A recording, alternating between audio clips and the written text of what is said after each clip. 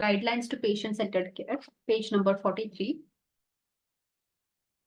So the 4 key strategies that you have to identify to engage with patients and their family and caregivers, like the basic communication, how to teach them on self-managing their health or their health conditions which they are diagnosed with. Okay, this involves support for developing knowledge, skills, and confidence. Like, for example, if it is a diabetic patient who will be put on insulin, okay, teach them how to take the medication in, teach them how to take the medication, insulin, etc. Okay, so that is a self-managing health situation.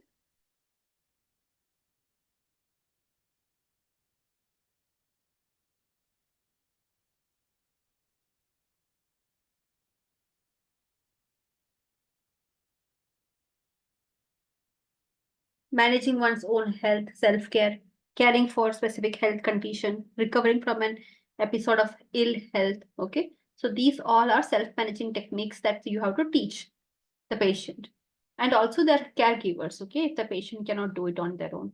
Shared decision making that supports the patient in taking decisions about their health. Okay, empowering the patients to take the decisions for their health, considering options including the choice of taking no action, thinking about the risk, benefits, are also analyzing how available options suit their values and preferences.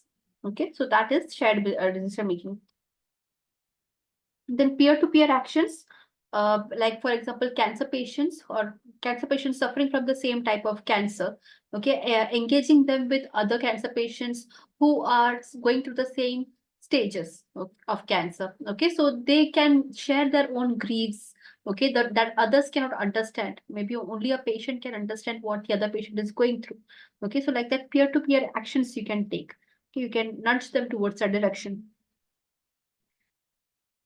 Then support to families and caregivers, okay, to seek and develop skills, knowledge, actions enabling people to care for themselves and for others. Okay. Improving patient satisfaction. There are different areas. First, you have to foster a culture of friendliness. Okay. And doctors usually they are often reminded how important it is of positive communication, not to show any egos. Okay. Empathetically, how do you have to communicate that can lead to patient satisfaction? Not just doctors, every healthcare practitioner. Implement and enforce hospital policies that benefit patients, like noise control policy, positive hospital environment policy, cleanliness policy, room temperature policy, lighting, what kind of light, okay, what lux of light, temperature. Okay, so these all. Keeping the hospital spaces clean and safe. Usually it is done to prevent any spread of infection, which is important, and also to consider the hospital's floor layout in such a way that there are enough spaces between two patient beds. Nothing is congested. Okay, and the hospital layout is also in such a way that it is easy for the staff to move from point A to point B. Include patients in the hospital design process. Okay, when you are renovating something, some renovation is going to take place, or you're engaging to build a new hospital or a new hospital complex has to be built. Make sure that your patients are also asked about what kind of patients are also asked about on what kind of hospital they need. Okay, what systems do they need. Okay, these things has to be considered.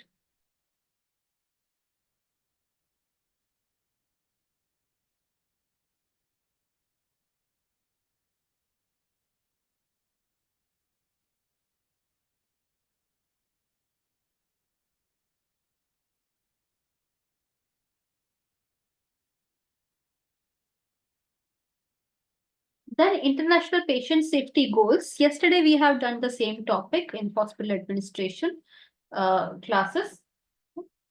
So we'll just go through it briefly. Yesterday's topic has been uploaded.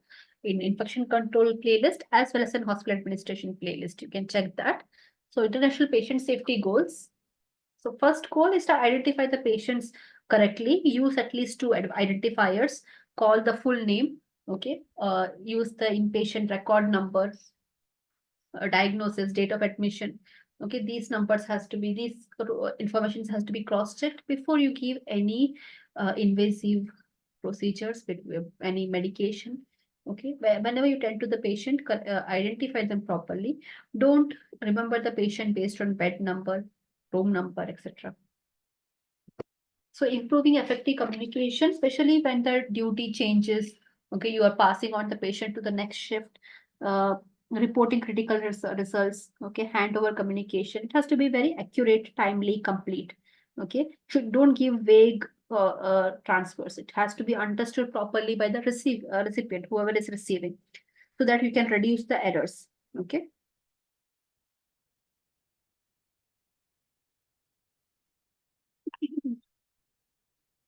Improve the safety on high alert medications. The hospital will decide what all they consider as high alert medications, all the anti-infectives, narcotics, potassium electrolytes, all electrolyte medications, insulin, heparins, and anticoagulants. Okay, so they all come under high alert medication. So before you give a high alert medication, confirm with the doctor. Okay, what is the dose, which patient, confirm it twice with the doctor before administering. Again, identify the patient properly before administering, because if you give the high alert medications to the wrong patient, it could lead to severe uh, injury to the patient. It could also lead to death. It could lead to some suits that have been charged against the hospital or the doctor. To prevent such situations, okay, you have to focus a lot on higher medication. All the sound alike, look alike medication should be kept separate. Okay, that you have to focus on. Then ensure safe surgery. Use the WHO surgical safety checklist. Okay. Proper verification of the patient's preoperative verification and site marking. Mark the site properly. Timeout is performed. In timeout, everyone will confirm with each other. Okay, that is it the right patient? Is it the right procedure? Is it the right kit? Okay, can we start the surgery? Okay, sign out is conducted after the procedure. You will count all the equipments and kits available so that nothing is left in the patient bag. Okay, that is ensuring safe surgery. Then reducing the risk of healthcare associated infections. Basically, you just have to focus on hand hygiene, using personal protective equipment, okay, transmission prevention, patient surveillance system, especially on patients who are on indwelling catheter, urinary catheter.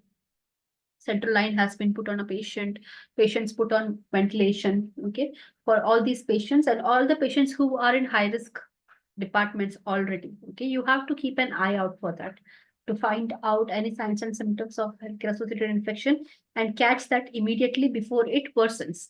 Okay.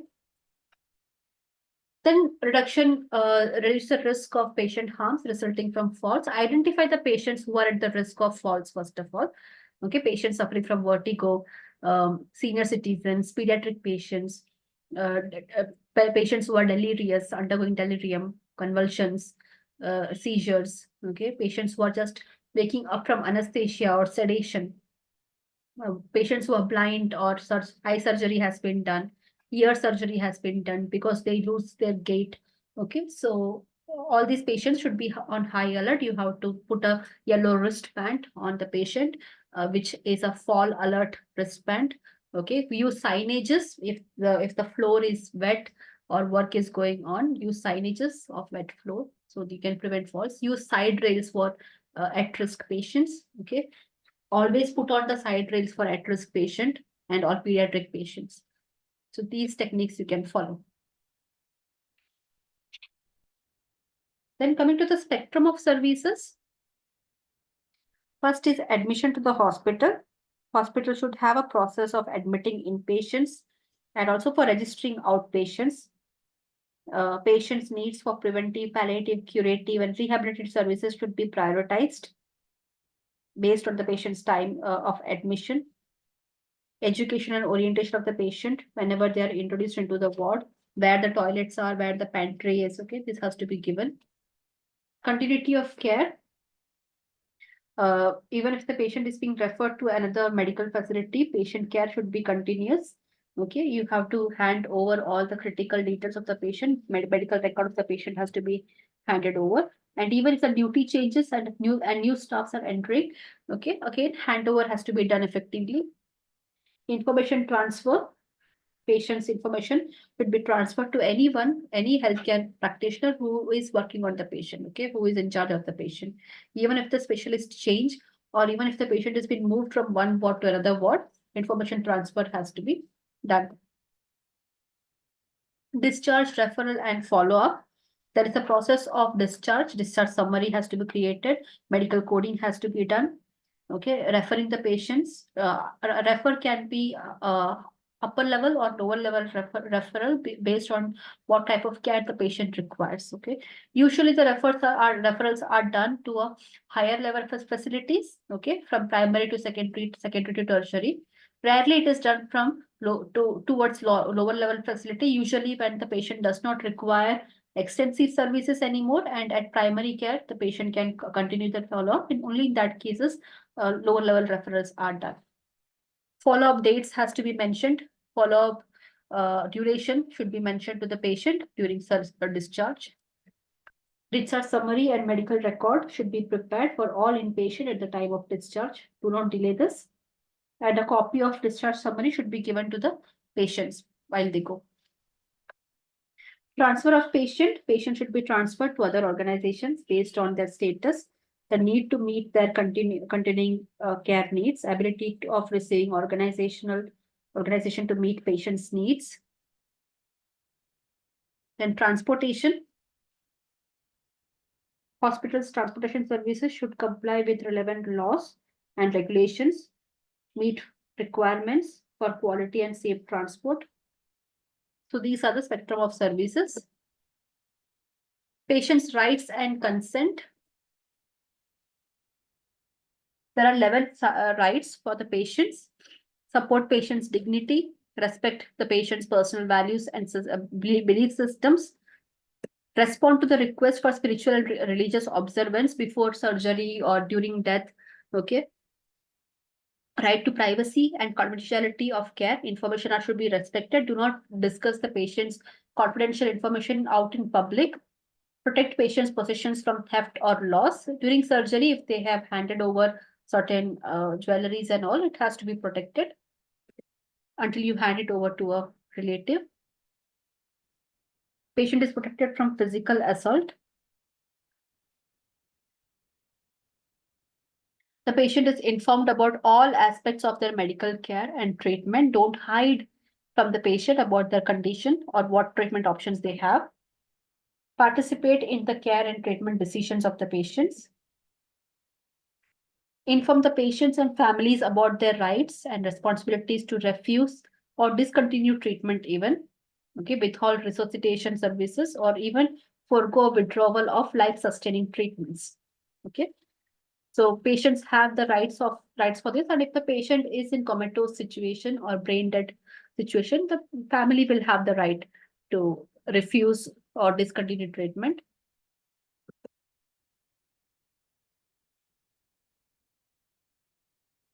Support the patient's right to assessment and management of pain and respectful, compassionate care at the end of life.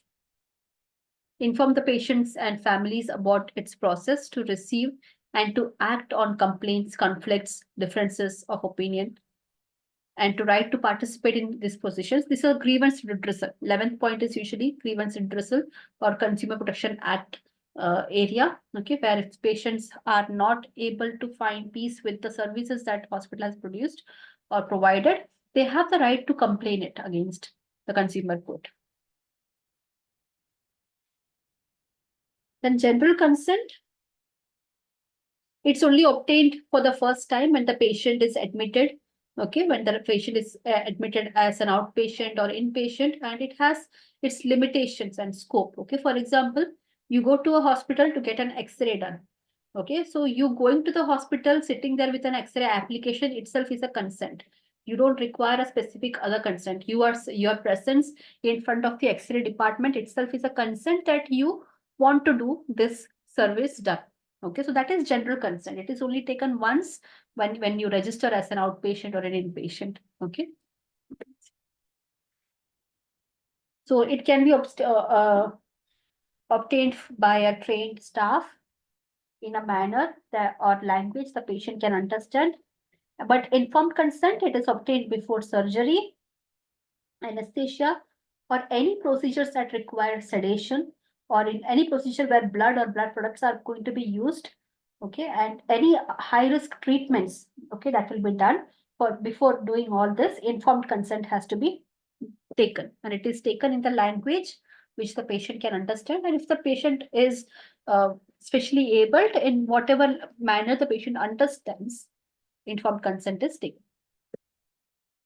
Patients and family receive adequate information about the patient's condition, purpose treatments or procedures, so they can grant consent and make decisions.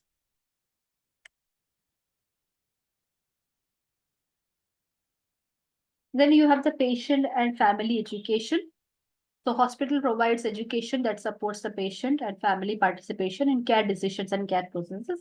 Usually, many of the invasive procedures, family is supposed to be the part of that, because family has to make certain decisions for the patient. Family have to care for the patients until they can take care of their own. Okay, so each patient's educational needs are assessed and recorded on their medical records, and accordingly, health education is given. Patients and families' ability to learn and willingness to learn is also assessed. Okay, if the caretaker is not that willing, the hospital can assign a caretaker, or another caretaker can be called for. Verbal information, it is reinforced in a written material.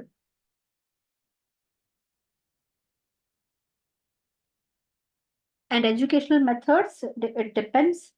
Okay, it should also take care of patients' family values, preferences. Okay, it should also allow sufficient interaction between the patient's family and staff during the learning when it occurs.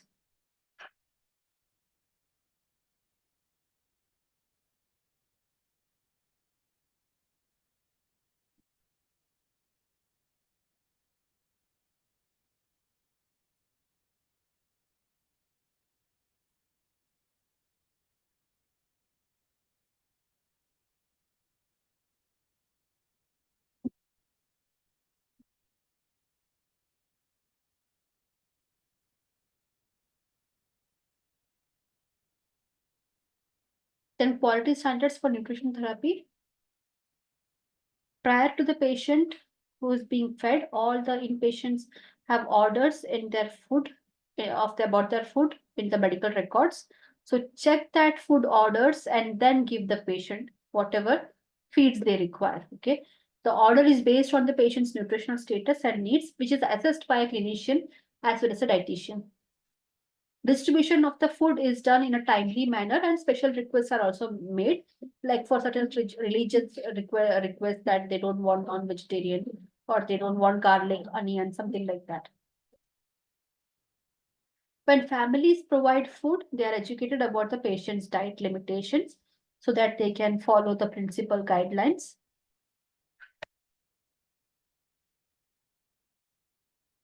Food provided by the family or others is stored according under proper conditions to prevent contamination. So that is the responsibility of the kitchen and the dietary department.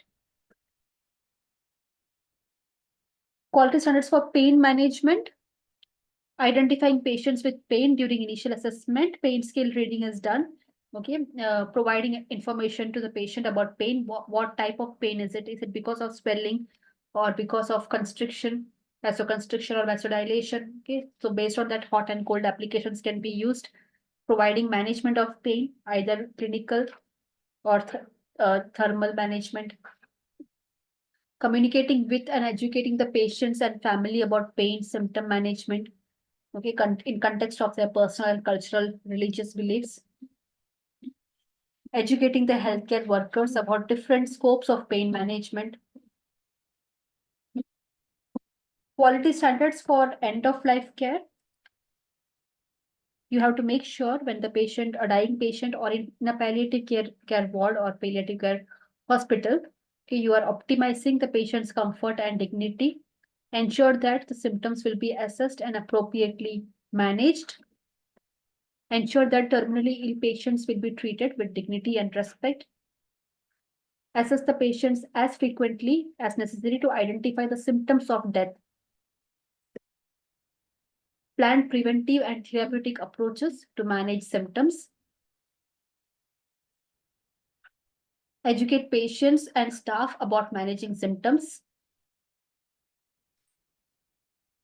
The hospital provides end-of-life care for dying patient that addresses the needs of patients and family and optimizes the patient's comfort and dignity. Also, whatever religious practices they do, it has to be given time and space to be carried out. Staffs are educated about the unique needs of the patients and families at the end of life, and that has to be respected by the hospital.